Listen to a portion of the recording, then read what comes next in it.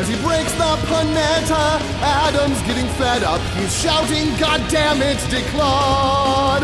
But his puns all get better, the women get wetter, and all he can do is applaud King Declawed.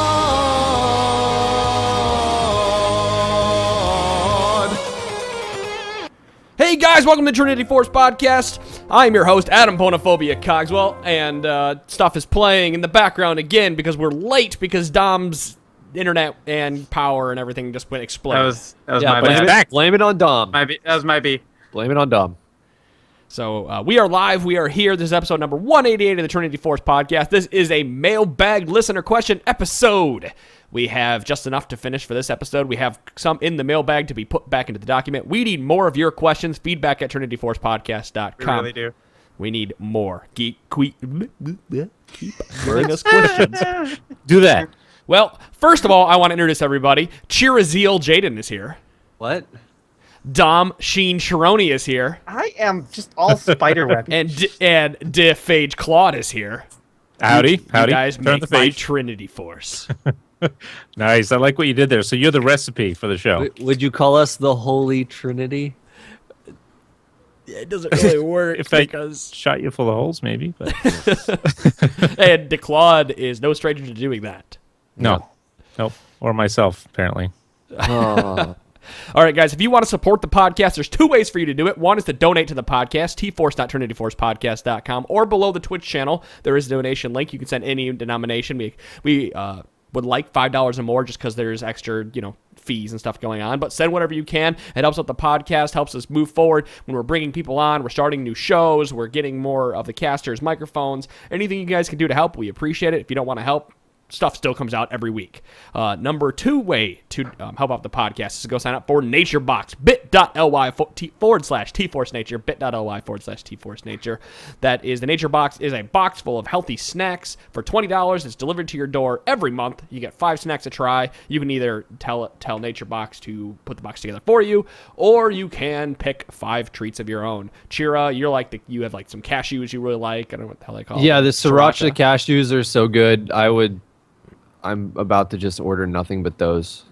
Right. And the Big Island pineapple are delicious too. Those are really, really good. Blueberry almonds are good. Everything I've had from there is absolutely awesome. So Yes. I definitely recommend it.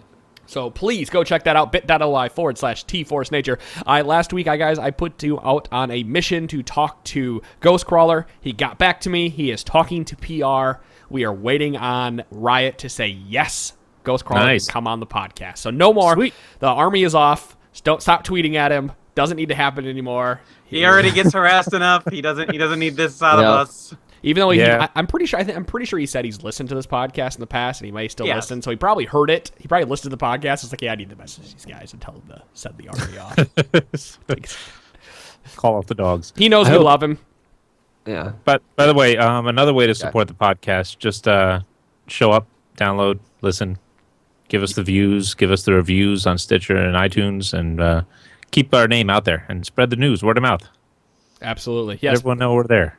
Join the T-Force channel in the video game, and that's it. That's everything for this week. So let's move into League of Legends discussion. I kept this under 5 minutes the first time in my life, and it's going to continue to be that way from now on because Thanks to I've Dom, been it's sick 14 of doing minutes. the 10. But so moving forward, we're doing a mailbag listener question episode where we're going to try to answer anything and everything. If you guys want your question read on air and answered by one of us, feedback at trinityforcepodcast.com. So we're jumping right in. Daniel writes, I feel like every time I jump into ranked and lose, 75% of the other lanes did poorly. 75% of the time, the other lanes did poorly. Is there anything I could do to stop this or help carry my team? I made mid lane.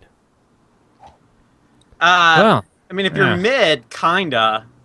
To a degree, it means sacrificing your own lane because if your other lane, if your other lanes are doing terrible, you in theory could go there and assert your dominance and sort of help swing things in their favor. But a lot of times that does mean you're abandoning your own lane for reasons. It's not necessarily bad, but it's not a surefire win strategy. You are giving up something to gain something else. That's good flexibility for mid lane is to roam, but practice it. figure out the best ways to do it in different games.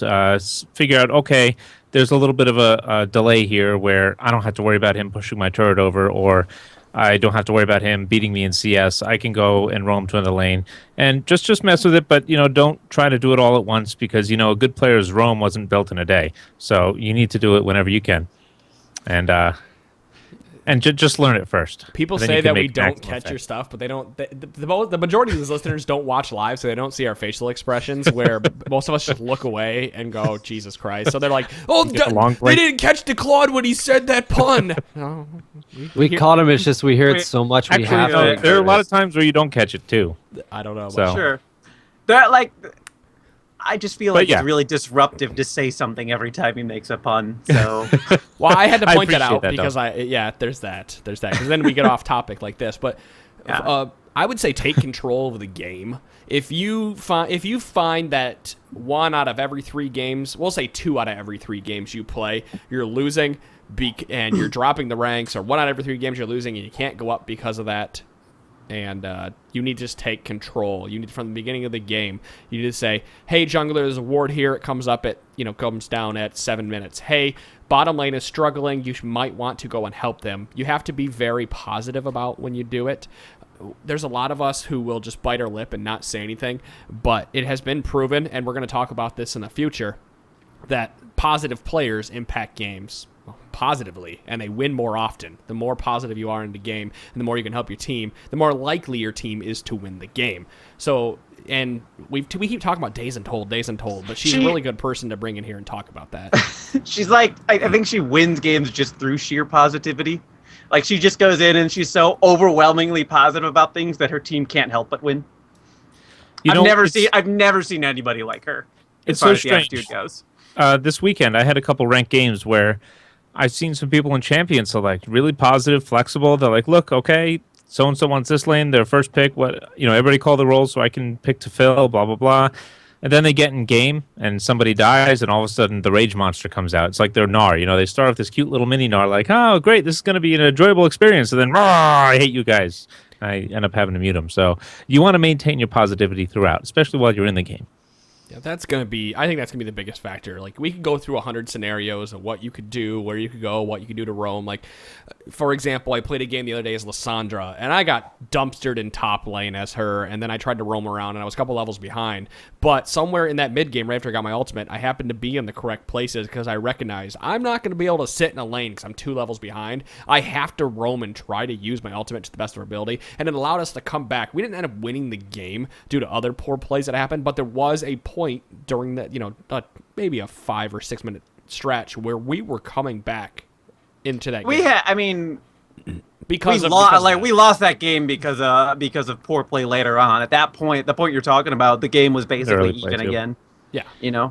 They might have had a little bit of momentum, but we're talking like 60-40 max. It was probably 55-45, that type of thing. And it sucks. Trust me, it sucks to be down a couple levels or watch everybody feed, but you have to look at your character and say, my character can CC this, my character can instantly kill that, my character can soak up damage, my character can engage, whatever it may be, and you have to try to use that at the right point in time and look back on it and say, why didn't this work? Well, I didn't let them move far enough away from the tower, or it worked because I let them jump under the tower, whatever it may be. Think back into the games. That's why I think for a lot of people who are really learning this game, if you're not joining Battle Arena and getting feedback, you should try to stream your game or at least record it locally and go back and watch it later. Because even if you are not the most, even if you're not the best player in the world, you will definitely catch your mistakes by watching yourself play bits and pieces of the game.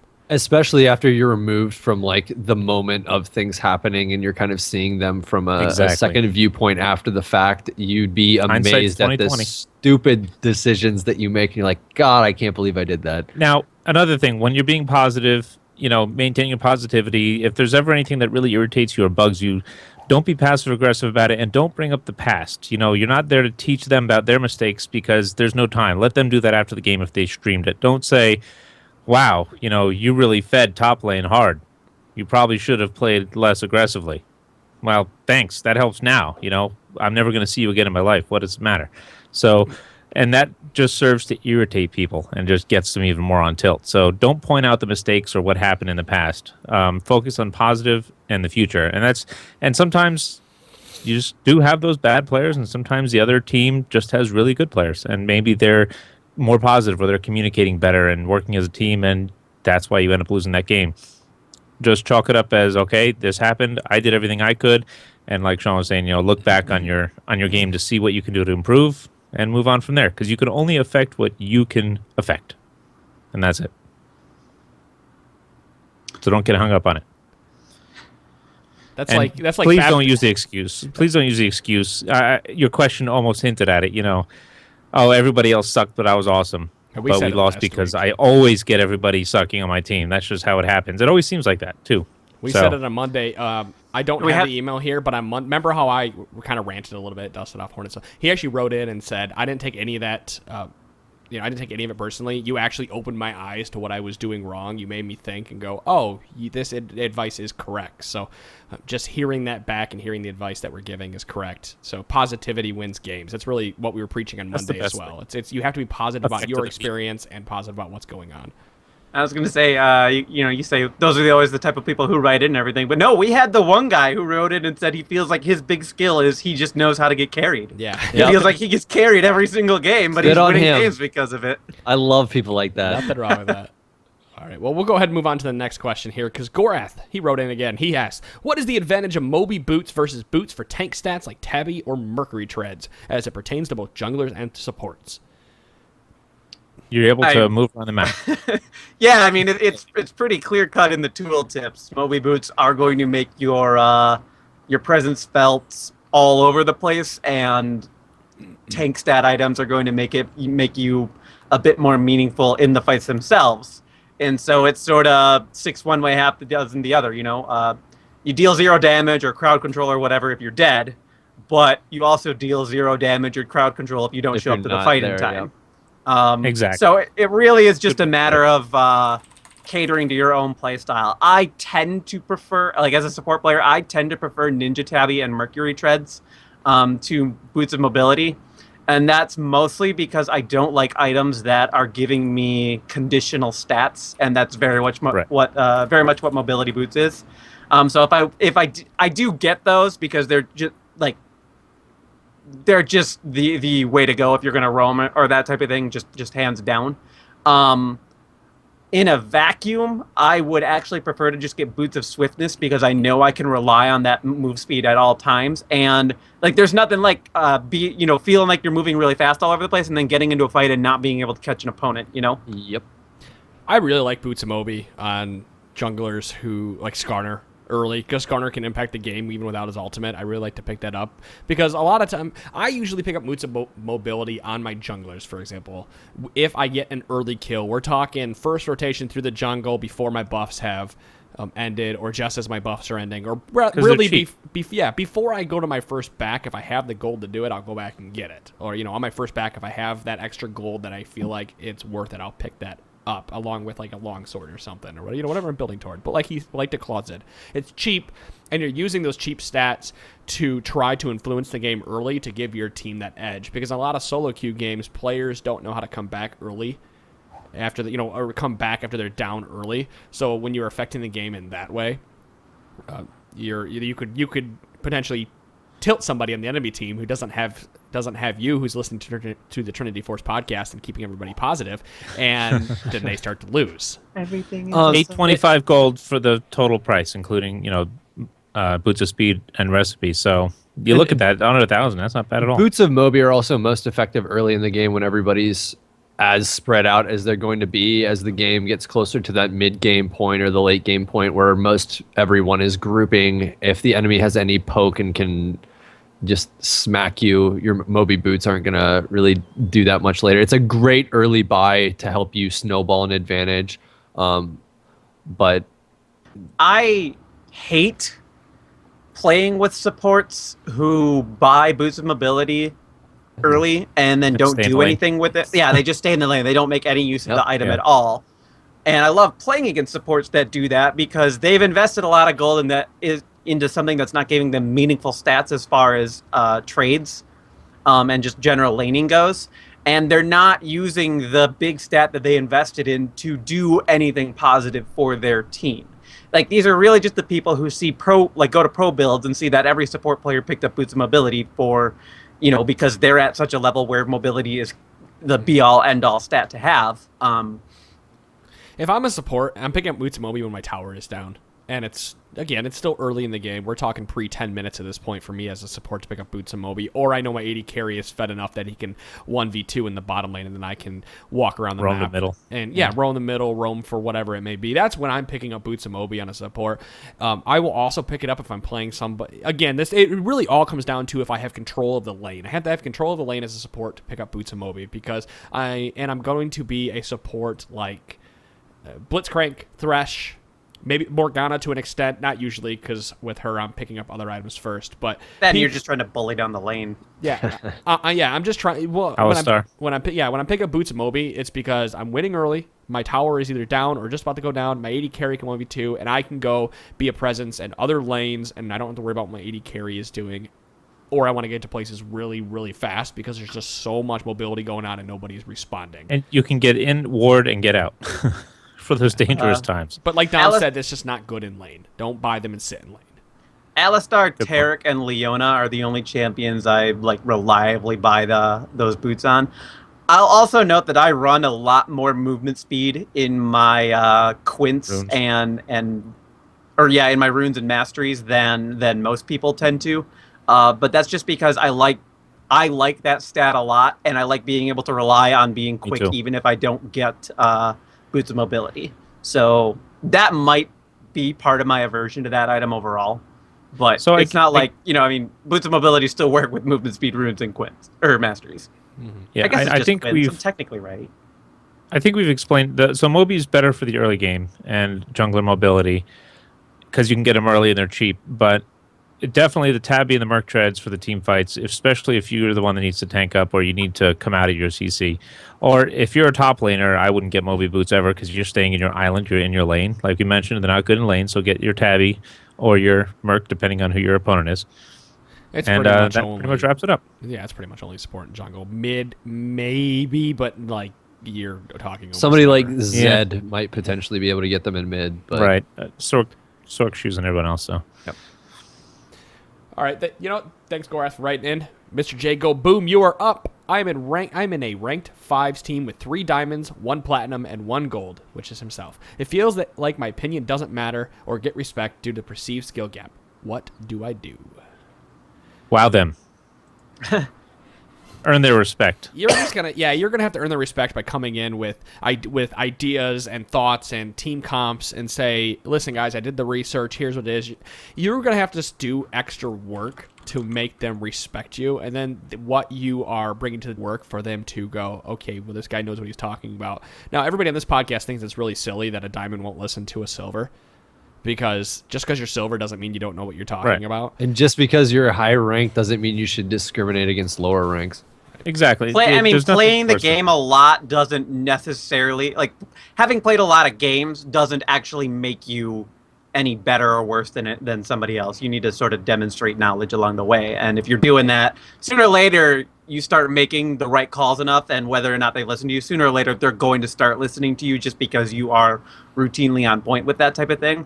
And the alternative is just kind of grind your elo up higher than it is and sort of force them to treat you as an equal rather than as somebody below them. I think a good way to do this as well is to, I don't know a better way to put it than to learn to argue properly, where you're making a clear-cut point that they can't argue unless it's they're arguing based on feeling.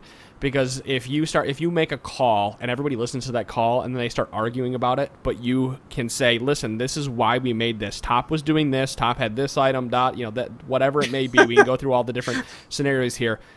That could really push them. To get them to respect you, you're going to have to give them a reason to respect you, and you're going to have to work harder to make it happen. Yeah, that's pretty much it. And refer them to our podcast if they have any questions. You'd think I'd have been the one to make your point right there, Adam. I do that all the time when we play games. The way you argue with them, you mean? No, just a thing will happen. We will take an action, and we will fail at it for whatever reason, and people start getting into an argument, and then I'm always the one to say, this is where every single thing went wrong for us. We need to just suck it up and make sure we don't do that again.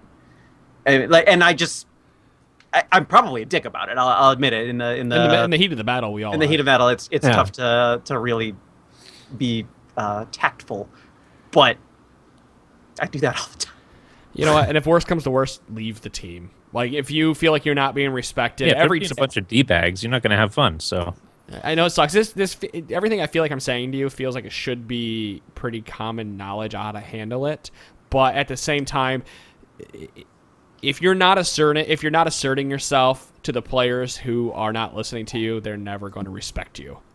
I mean, but you know what? You have to earn their respect. On the flip side, have an open mind for their suggestions too. If you don't right off the bat agree with something because you've been doing something the other way, take a look at it and think, okay, well, why are they telling me to do it this way? Why did that diamond just suggest I do this? Let me look at it. Oh, you know what? I guess I could work. Let me try it and see.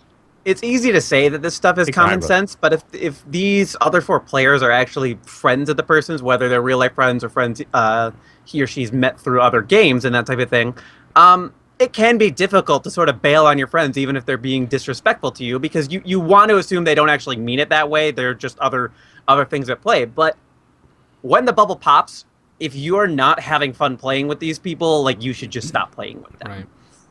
I did want to kind of branch off of this a little bit, that if any of you listeners have been, or any of the guys on the podcast now, have watched the new documentary that is out with CLG and C9, I can't remember the name of it right now. Chasing the Cup.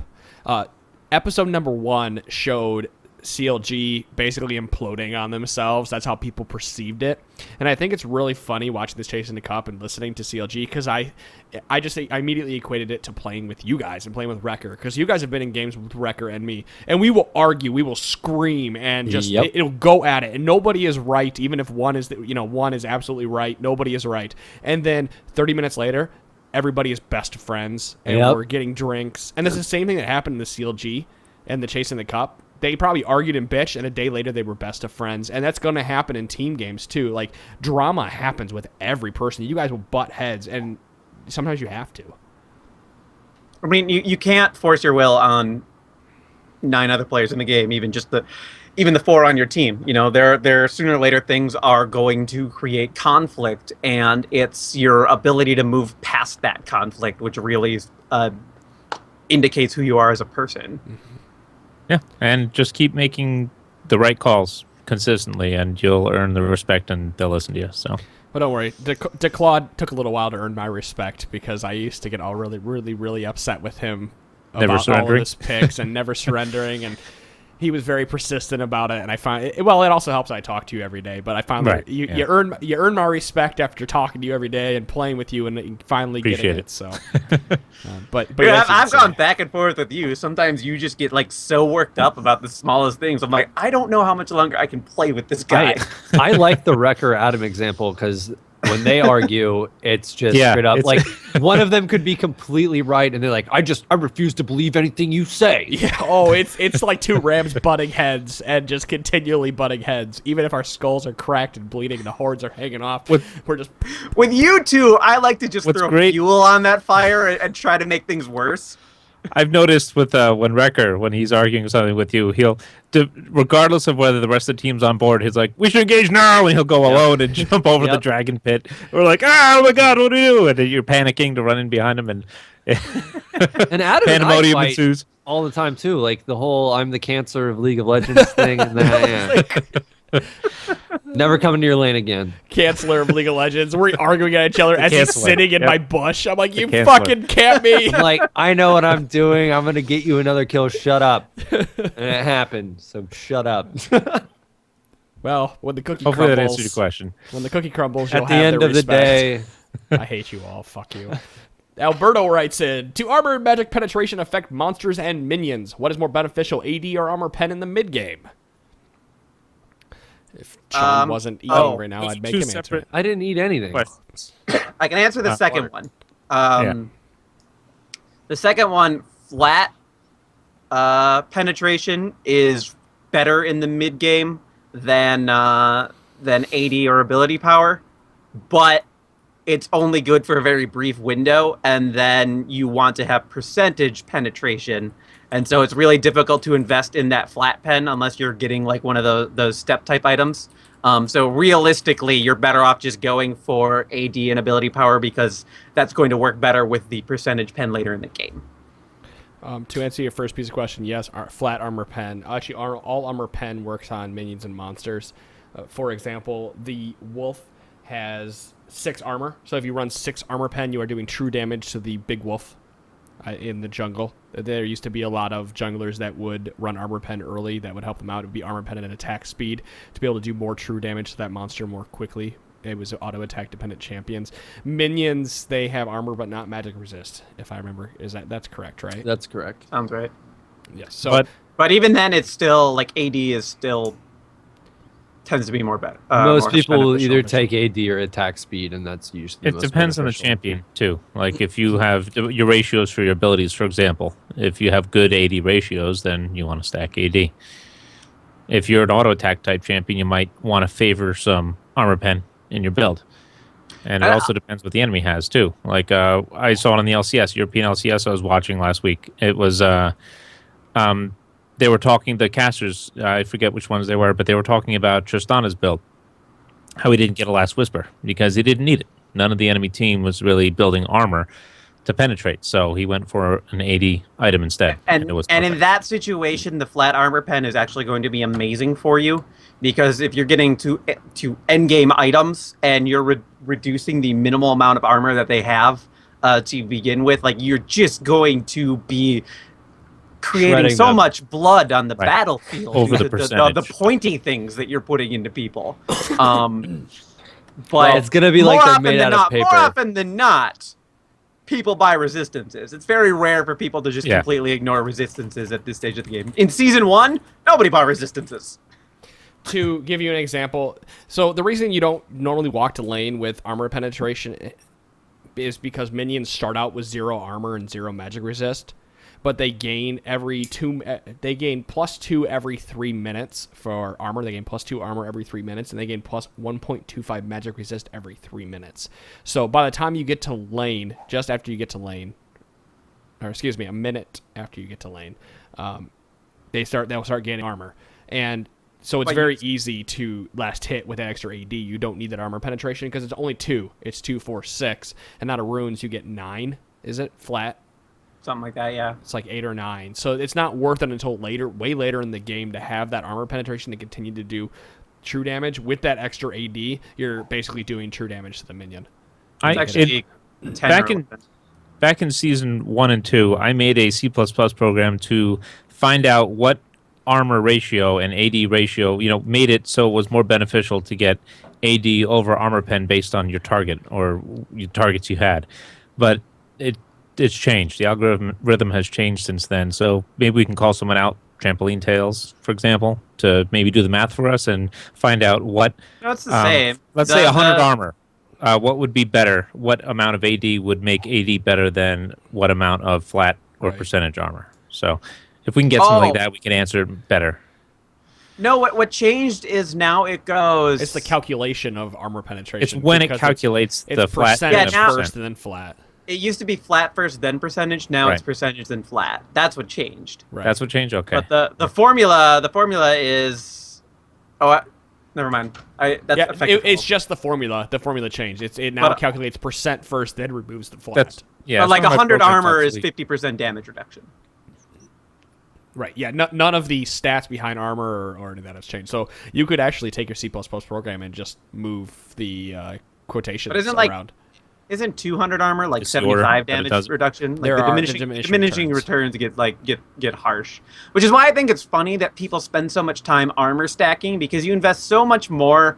Like if you have a Randuin's and then you decide to get a Thornmail on top of it, yeah, you're getting a lot of armor, but you're not getting as much damage reduction as you think you are, and they are actually hitting you harder if they have a Last Whisper or something. I mean, they're still hitting you really hard. Your armor is less meaningful just because your effective health is really not as much as you think it is. That's why I wish I knew the cap. I think Claude's about to say there's a point where you buy health rather than armor. Right. That's the key phrase you just said, Dom. Effective health.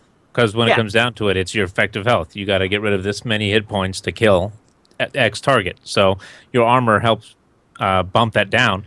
And, of course, your health will help bump it down as well. So if you're going to buy armor, buy something with health and armor, too, if you're in doubt. Well, the problem here, too, is a lot of players, and myself included, will stop looking at items purchased after like 15 or 20 minutes but you need to continue because you need to see if they ever buy that last Whisper, because once they do, your build pass should just pretty much, you should stop building armor and going straight for health once they get that last Whisper, because there really isn't any reason to. Thornmail is still a really good item to buy if it's like a 6th item or 5th item and you already have a lot of armor stacked, because they will be killing themselves on it.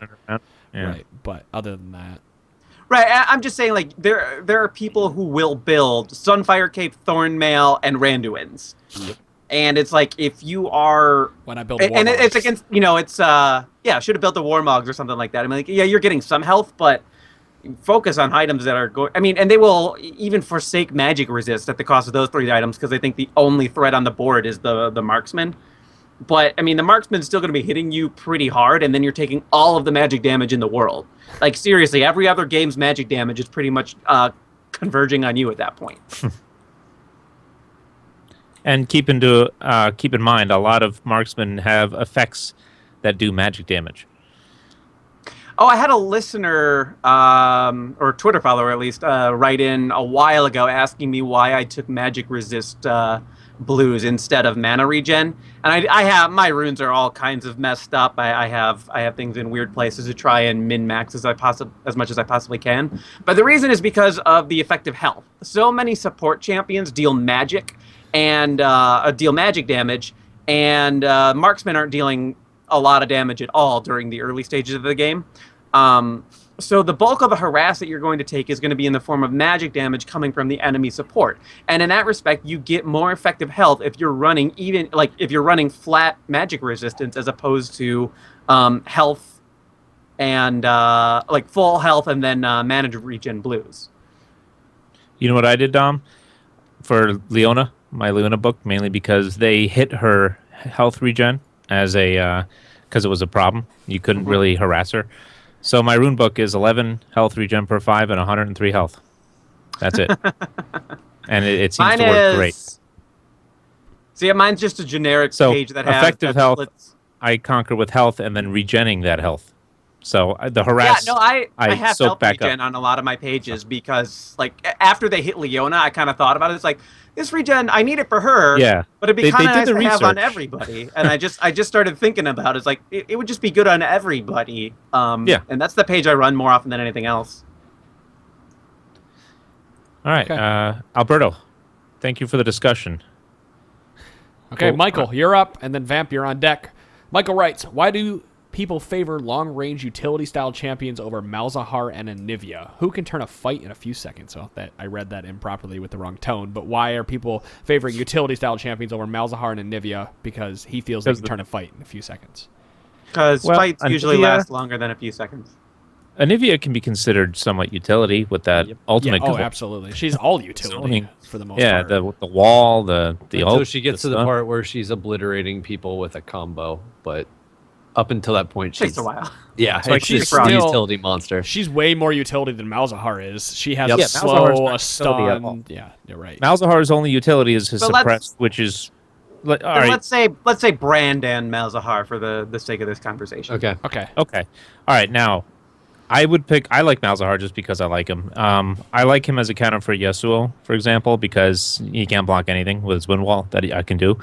I like him for the amount of damage he can do to turn a fight, obviously.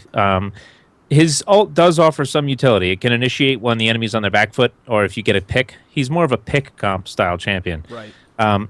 But he's not a safe pick. You're channeling while you're ulting. You're vulnerable. You have very short ranges for everything. You don't have any escapes. Yeah, and with the number of... Go ahead. Probably destroy you. Yeah, with the number of knockups and movement... movement pairing the number of ways that you can be knocked out of your ultimate as Malzahar in a team fight based on where the game is at this point, it's very hard to play him effectively. You cannot it's very hard to flash engage in the priority target as Malzahar without some kind of backup from your team that could prevent you from being moved. He is very reactionary with his ultimate and has to be in the correct position to use it properly. That's why you don't see him quite a bit. He's a very big pushing monster, but when it comes to win rate. He's great at 1v1s too. Right. When it comes to team fights and when it comes to even team fights, he's not as great as other champions.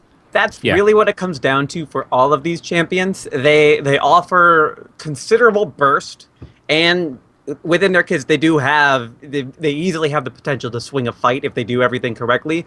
The problem is that the cost for all of that power is that they have to put themselves further into harm's way than utility style mages have to, and frankly, than most players are comfortable with doing.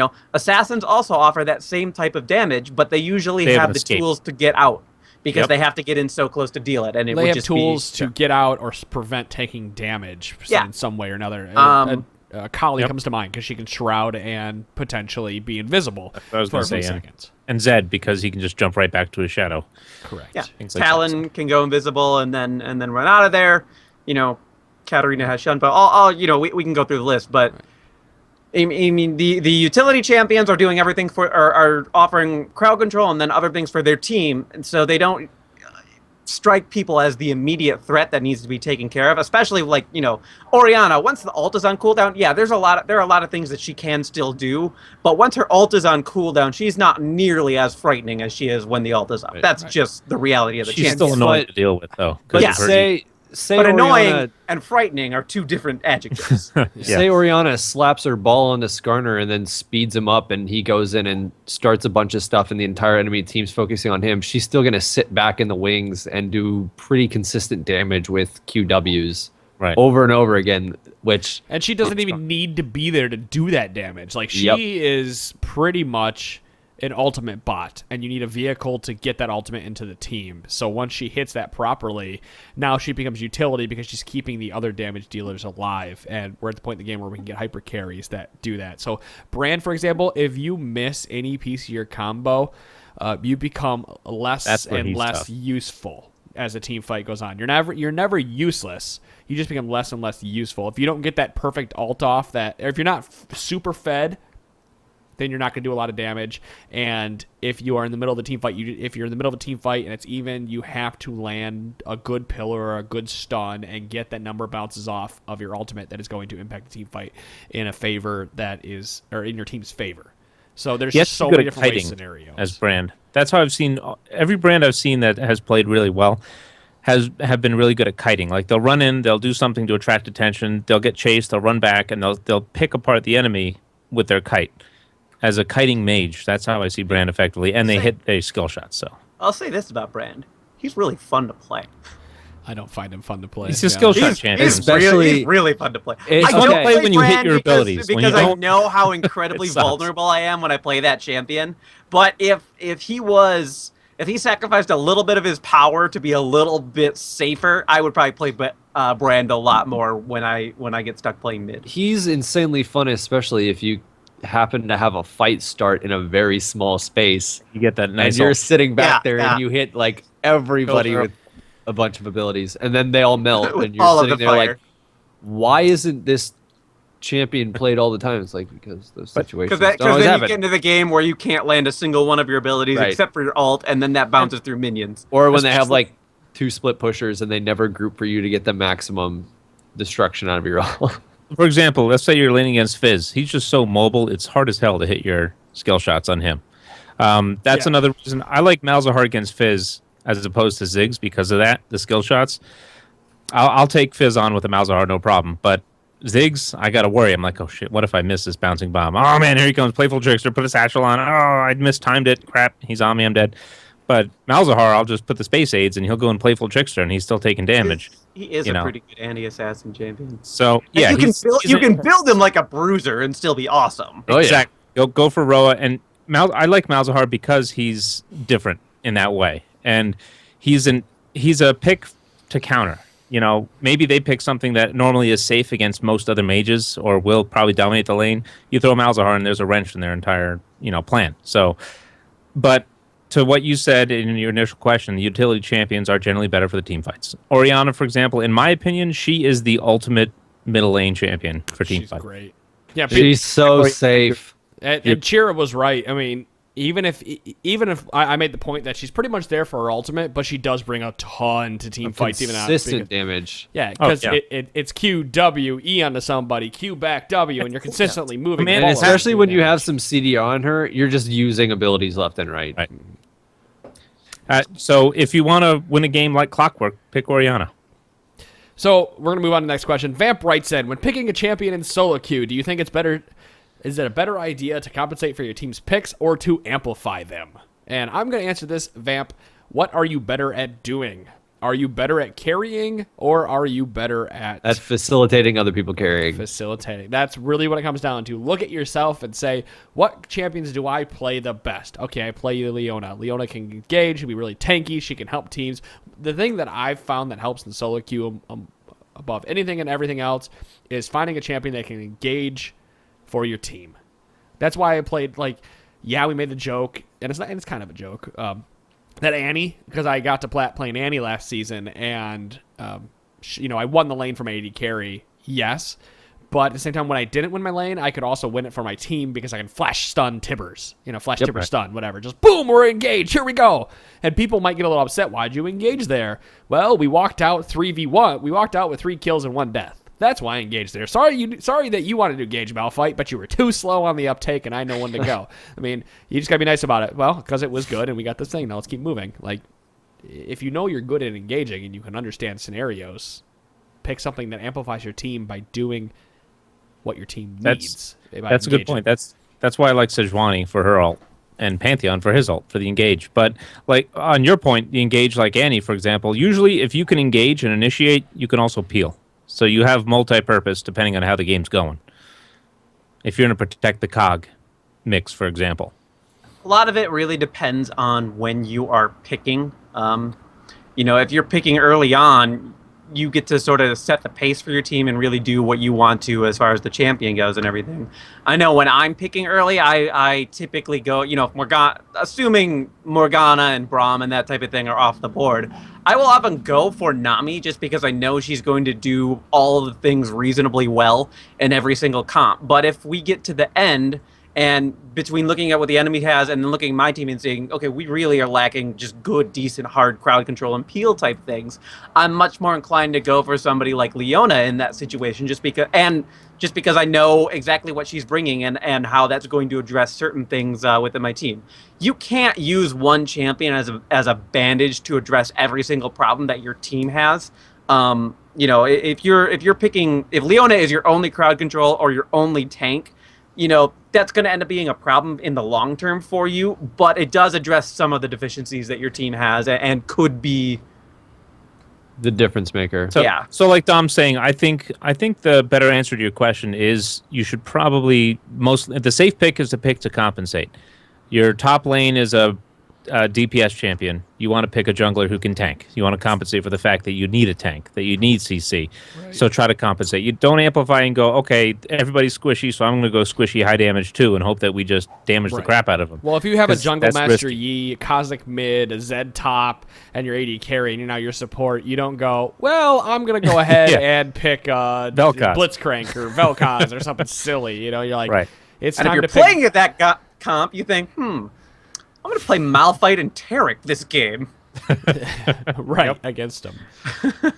So if you're playing that like Dom said, or DeClaude said, you're like, all right, well, now I have Leona and Braum, and maybe Nami can work with that a little bit, but not so well. Morgana, he's kind of something that can try to engage. I said Blitzcrank. Blitzcrank would actually probably be really good for that comp because you can just pick and they blow him up. Yeah. But you have to, but the rest of the team has to know if you how to miss a play hook, with it. then you're going to die. Yeah.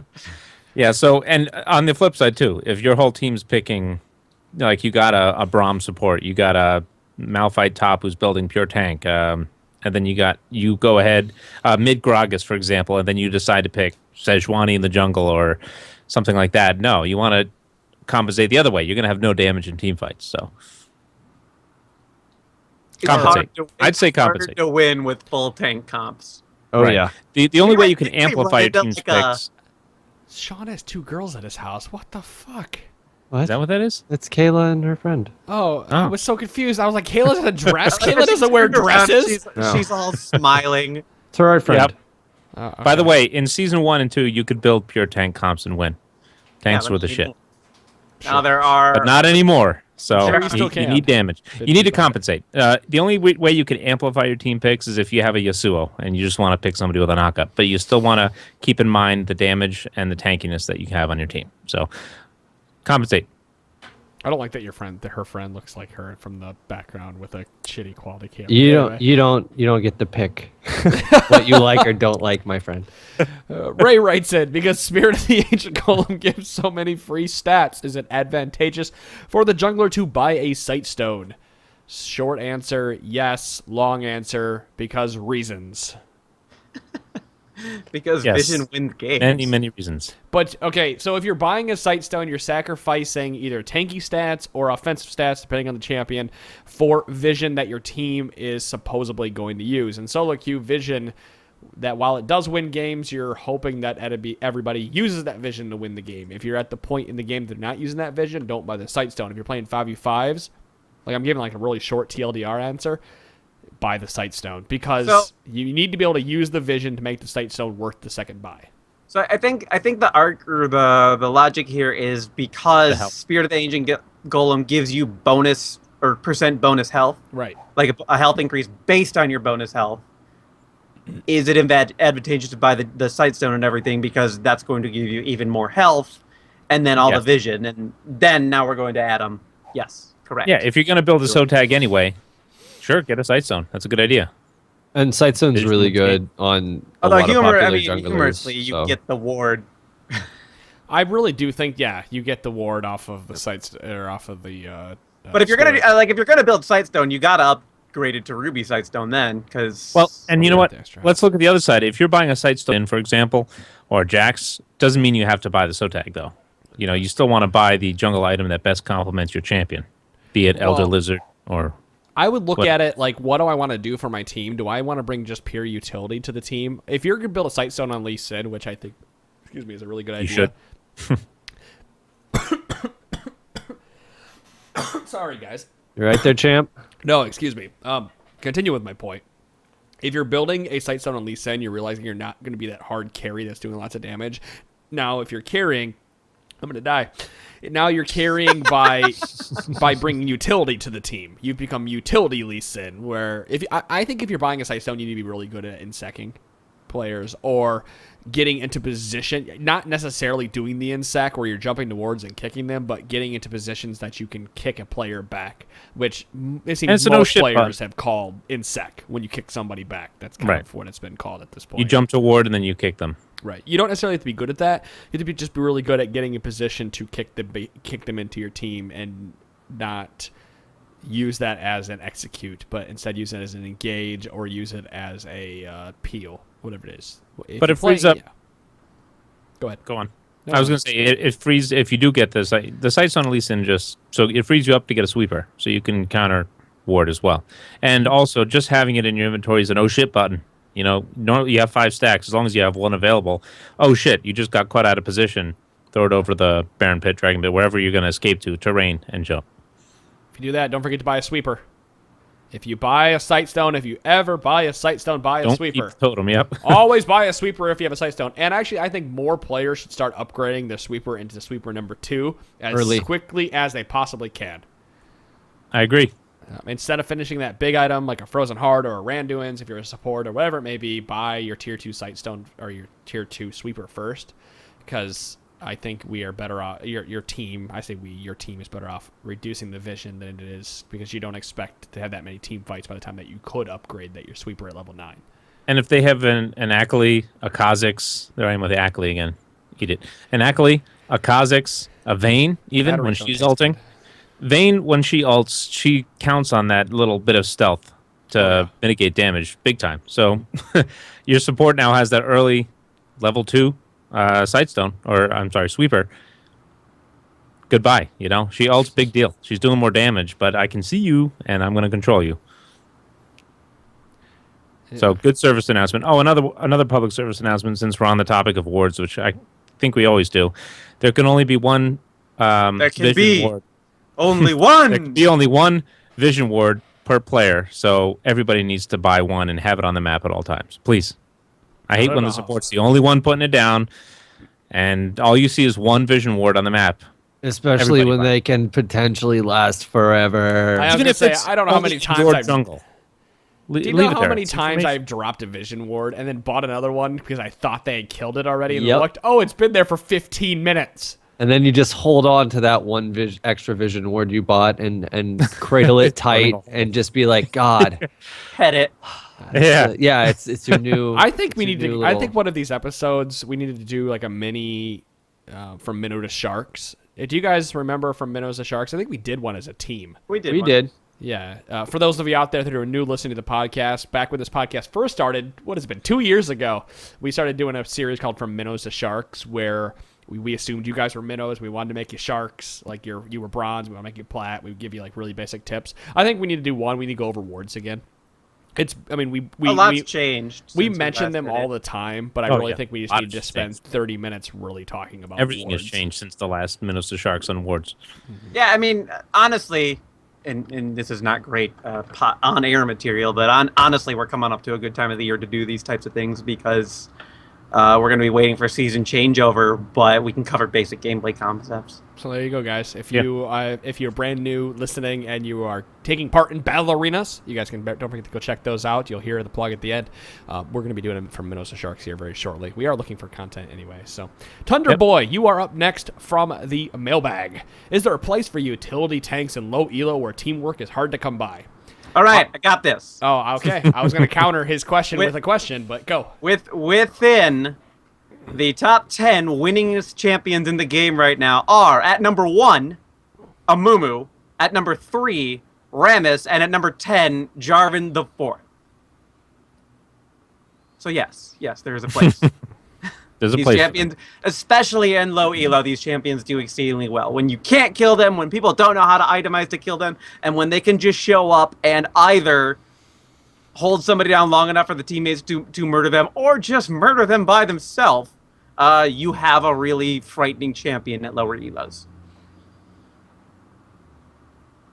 And Adam, what was your question?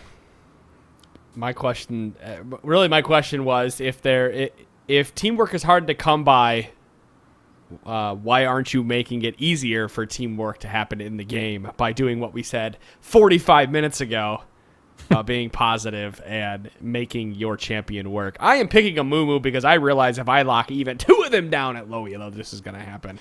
Picking a Mumu because you go in, like, everybody could see a Mumu running in, and even if the enemy team tries to avoid it, odds are good that bandage toss is going to hit something, and then you press R and win the team fight.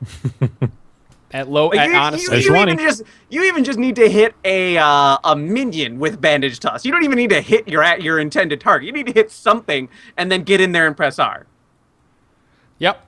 At low, I see what he's saying because I've watched. There's a stream out there where they restream Bronze 5 games all day. I think it's something Teemo. It's like Dead Teemo or something. That's not it. But and if you ever Salty Teemo is what it's called. Have you guys ever seen the saltybets.com?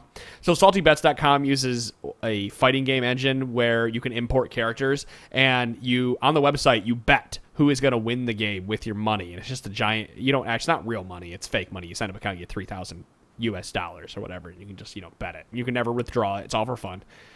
Somebody did that with Salty Teemo, and you would bet does red or blue win this game. And if you ever watch those Bronze 5 games, it'll be a 4v5, and the 4 will be winning the game, even though they're down 45 kills, because players have no idea how to group. And I get where these questions are coming from.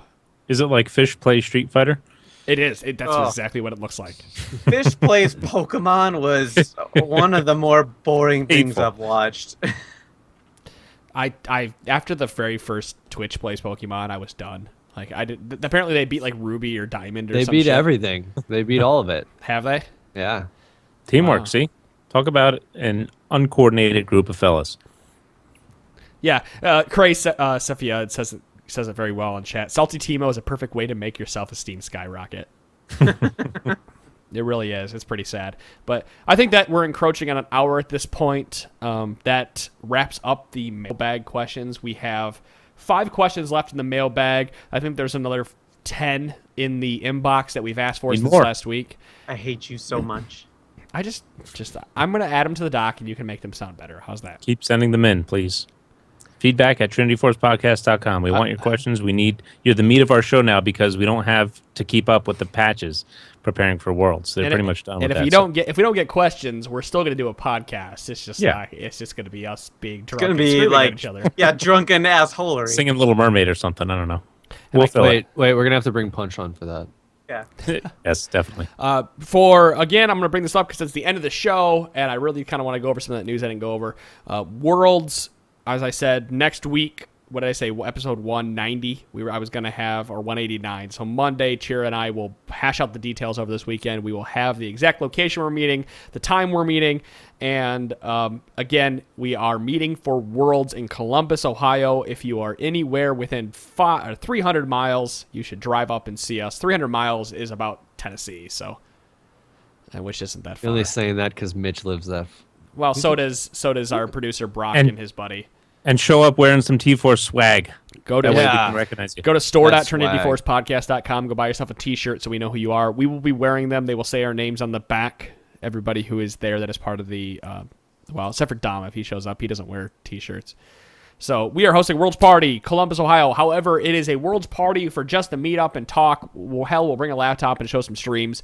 But unfortunately, due to the time that the Worlds take place, we are not watching Worlds together. This is just a way for you to come and meet up and talk to us and drink beer and sit around a table and be stupid. After we are done being stupid and everything, we're all leaving and going to our separate places. I apologize. I know I want to watch World with you guys, but we have no place that we can watch Worlds at 3 a.m. in the morning. So watch one very entrepreneurial listener get a whole viewing location thing set up.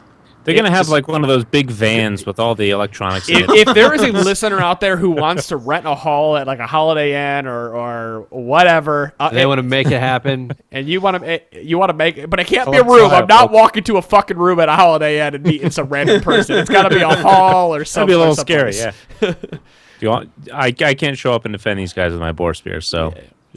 They won't let you. They won't let you bring outside alcohol to those types of things. You'd have to buy alcohol from them, and it's way more expensive that way. So that is. I worked in that industry. I know. We will go there. You know. We don't expect you to buy us beer. We'll be buying beer for ourselves, and we'll be talking and having fun, and it'll be a really good time. We'll get to talk about Worlds and we think we're gonna win, and then you'll see us tweeting later that night. And I think we're going to do a episode 1. What is going to be 95.5, where it's going to be all of us drunken in a room doing a podcast that night for shits and giggles, all 10 of us, just for fun, just kind of release it. You don't have to listen to it if you don't want to. Anyway, I'm ranting at this point where we've gone 5 minutes longer than probably should have. Blabbering, you're not ranting.